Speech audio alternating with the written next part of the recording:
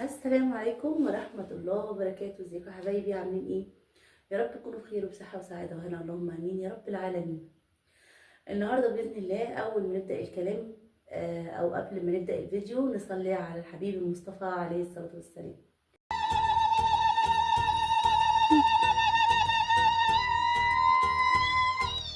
من أجمل العادات التقليدية الجزائرية خروج العروس من تحت ذراع والدها أو أخيها، والتي تدل على رضاهم عليها ومباركة أبيها لهذا الزواج.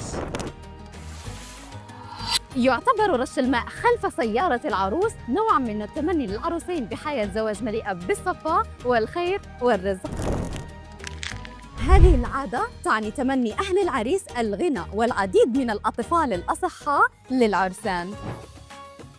يقدم الحليب والتمر للعروسين كنوع من التمني لهما بحياة مليئة بالخير والسعادة، وأيضاً كدلالة على حسن الضيافة والكرم. وقت الحنة ماء الزهر من أجل الحظ العظيم الذي ستجلبه العروس معها. القطعة النقدية الذهبية لقيمتها ومكانتها. المهر الشرط أو الصداق هدية أهل العريس للعروس.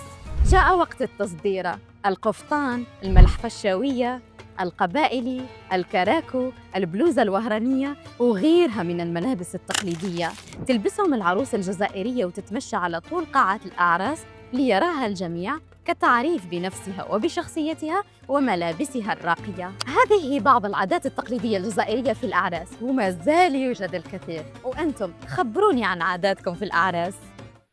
وكده حبايبي طبعا احنا الفيديو خلص معانا، بس قبل طبعا ما ننهي الكلام نحب نشكر الشعب الجزائري العظيم على تضايفه، على احتوائه لاخواتنا وولادنا وحبايبنا العرب في بلادهم العظيمة، وبجد محتضنينهم كأنهم بجد قطعة من أهاليهم ومن إخواتهم.